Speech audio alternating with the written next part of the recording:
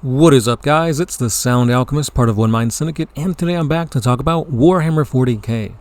Now, while reading the Horus Heresy novels, it quickly became known to me that the little instances of none other than Lucius the Eternal was just chef's kiss.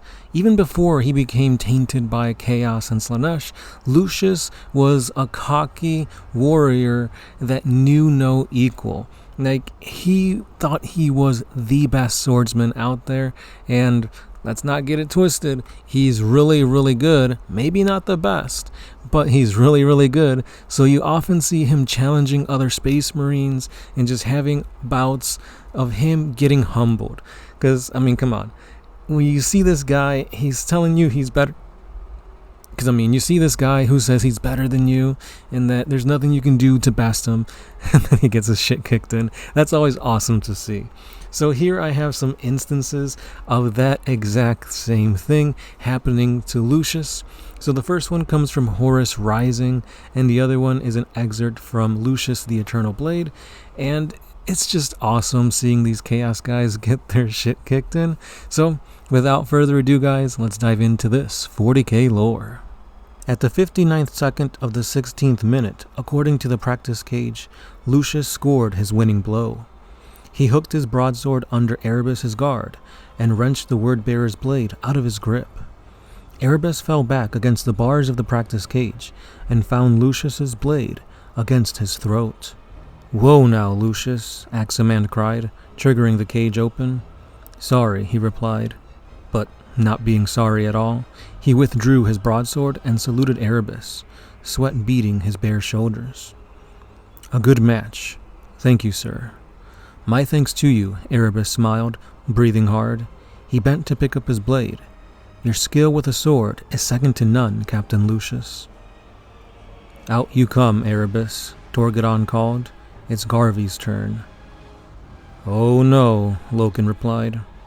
"You're the best of us with a blade," little Horus insisted. "Show him how the Luna Wolves do it." "Skill with a blade isn't everything," Loken protested. "Just get in there and stop shaming us," Aximand hissed. He looked over at Lucius, who was wiping his torso down with a cloth. "You ready for another?"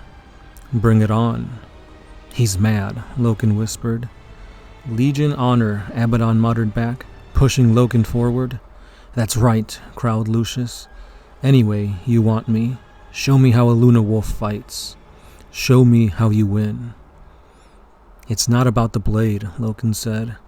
"However you want it," Lucius snorted. Erebus stood up from the corner of the platform and tossed his blade to Loken. "It sounds like it's your turn, Garviel," he said. Loken caught the sword and tested it through the air, back and forth. He stepped up into the cage and nodded. The hemispheres of bars closed around him and Lucius. Lucius spat and shook out his shoulders. He turned his sword and began to dance around Loken.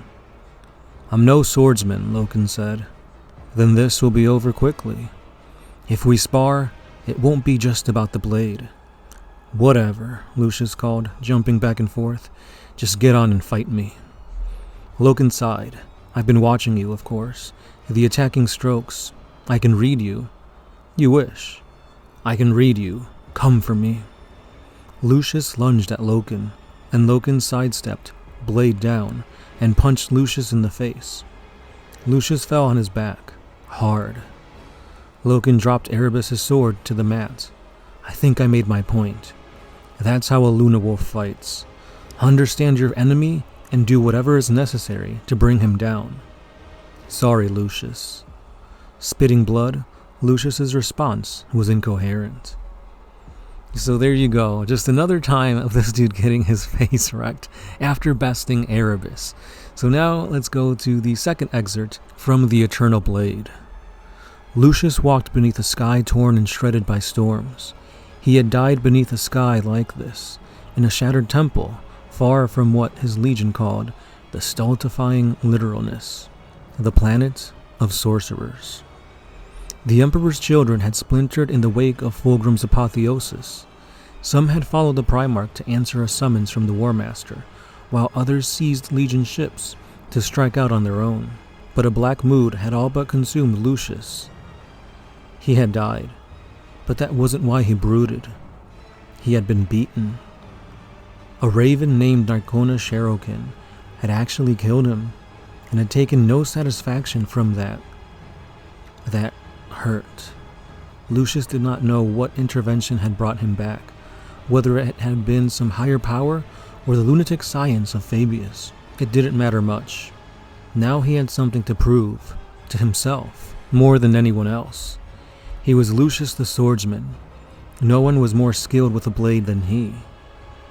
Lucius first heard of Sankat from Hathor Mat, a legionary who reminded Lucius so much of his younger self that he had wanted to kill him there and then. Mat had told Lucius that Sankat was a student of the ancient schools of swordsmanship, a warrior of unsurpassed skill whose defeat remained unseen by the Corvidae's most gifted scryers. Lucius didn't know who the Corvidae were, but he was willing to bet that they had not factored him into their visions, and so he abandoned the rest of his legion, as much as the rabble Fulgrim left behind could still be called, and set off to find this Sankat. A warrior in crimson armor stood in a dueling circle of flattened sand before the tower. Twin swords hung at his waist, one pommel clapped with a dark jackal's head, the other with a white hawk. Both were hooked Kopesh blades with strange shimmering curves that gave Lucius a thrill of anticipation. To face a new blade was always interesting.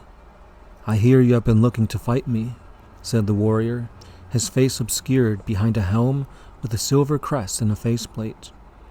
"Are you Sankat?" "I am, yes." "Then I have come to fight you." "Is it your wish to die?" Lucius laughed. "I think I did that once already, so I'm not about to try again." Sankat removed his helm, revealing a youthful face and closed-crop ash-blonde hair, innocently handsome in a way that Lucius couldn't wait to destroy. "Your feelings say different," said Sankat. "You want to know why you came back? That is why you sought me out, to find a swordsman as skilled as the Raven, one who revels in the kill." "They tell me you're good," said Lucius. "I am the best of my legion." "Ha, that's not saying much," Lucius replied. "I assure you that I will defeat," Sankat began, but Lucius began his attack before the Thousand-Sun warrior could even finish speaking. All of his strikes were repulsed with casual ease. They broke apart and circled again, studying one another and using obvious cuts and feints to test the other's mettle. "You have a natural ability," said Sankat, "but I have studied every school of the blade since the first swords were hacked from the Dobruja flint beds of old Earth." They came together again in a clash of blades. The Thousand-Sun Marine was blindingly fast, his two weapons moving in perfect concert.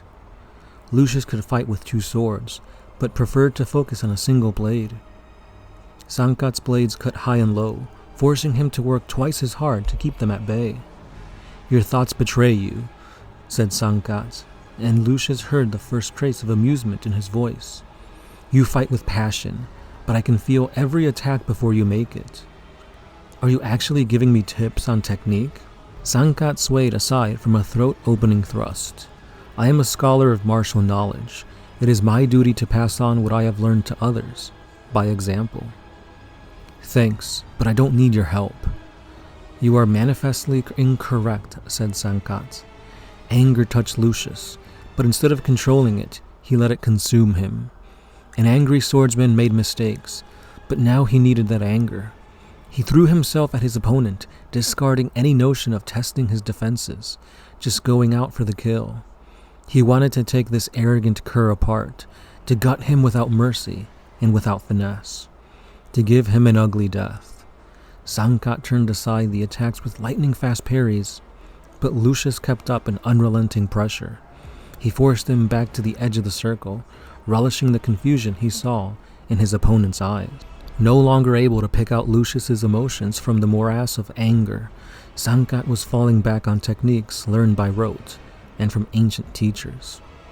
And that just wasn't good enough.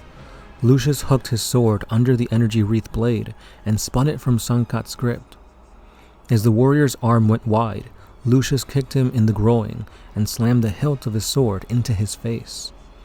Sankat fell back, rolling and bringing his second sword to bear, but Lucius simply smashed it aside, and his return stroke swept down to open Sankat's throat. And there you have it, guys. A pretty awesome fight between these two guys. We see Loken just humiliate him in the first passage, and here, after his resurrection, all thanks to Slaanesh, Lucius gives in to his inner emotions and just demolishes this guy who thought himself the best of the best, which that used to be Lucius. So here we get to see that if you think yourself untouchable, guess what? You're about to get touched hard, all thanks to the powers of Slaanesh. So I'm going to say it time and time again, Lucius is my favorite Emperor's Children Space Marine, be it when he was a loyalist and even through his downfall as being a Slaaneshi worshipper. Now, if you guys like seeing sword battles in 40k, I do have like 2 or 3 videos that I'm going to be linking in this video, so you guys can check them out. I got a battle between Sevatar, I've got Lucius in there, and yes, I do have Nikona Sherokin, so go ahead and check out these expert swordsmen and let me know your thoughts down below. But for now, that's all I got for today. As always, this has been the Sound Alchemist telling you guys thank you for watching, commenting, sharing, subscribing, doing all that jazz, and I'll be seeing you in the next one. Peace.